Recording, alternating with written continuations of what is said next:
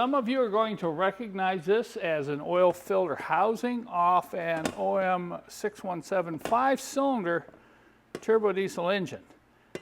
One of the more common leaks, and I've done a number of videos on that, is this gasket right here. And when you remove this to replace the gasket, there's something very important that you need to inspect, and that's what I want to show you in this video.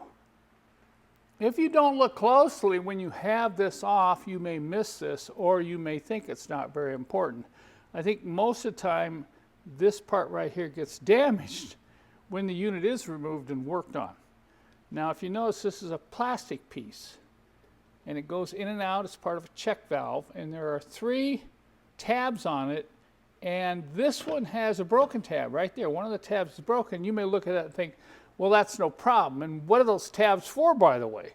Well, the tabs are to keep the check valve aligned when it opens and closes. So if one of the tabs is broken, this could get twisted like that, and that check valve's never going to close. So the only way to fix that is to replace this piece here. Fortunately, we can still get these new, and it's fairly easy to replace by removing this ring nut right here and pulling the old one out and putting a new one in. But when you're down inside this chamber here, there's something else you really need to take a close look at.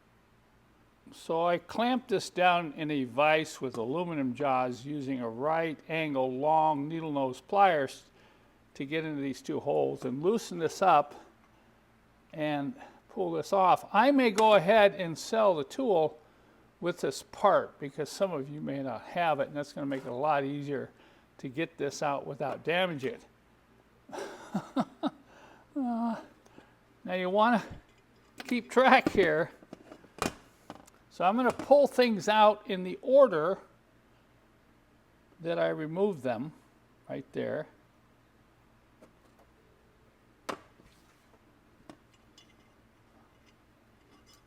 And then that piece, and then we've got a bigger spring like that, and then look, there's something else down in there. Now I've covered this in another video, but I think well over half of the owners of these old diesels probably don't even know this resides down in this oil filter housing. So I'm going to take a pair of needle nose pliers, reach down in here. I'm not going to squeeze it. I'm just going to grab a hold of it and I'm going to pull this out. Look at that. Have you ever seen that before? Well, I'll tell you something. It's certainly not working because the pin is all the way out and it's jammed. This is the oil filter housing thermostat. This controls at what time and how much oil is pumped up into the oil cooler. Due to the age of these oil filter housing thermostats, I don't hardly ever see a good one when I remove it. They're either bent or they're jammed, and so is the case with this one. Here you can see the new OE thermostat we offer. We get it from Germany. Look at the difference in length in the resting or cold position. I believe anytime you remove this to change the gasket, you want to probably replace this thermostat.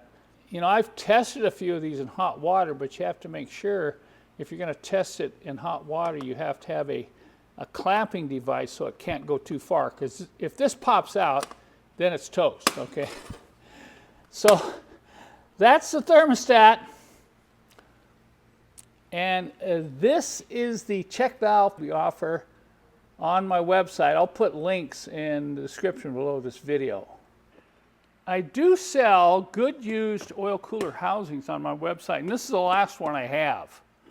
So I think what I'm going to do is I'm going to go ahead and completely clean it and quote unquote rebuild it. I will install this new oil filter housing thermostat. I'll install the new check valve, clean this all up and put it together and offer it as a complete unit for someone who's got one of these that's damaged and just doesn't want to mess with it. And I will also put a link in the description below this video if you're interested in purchasing this rebuilt oil filter housing.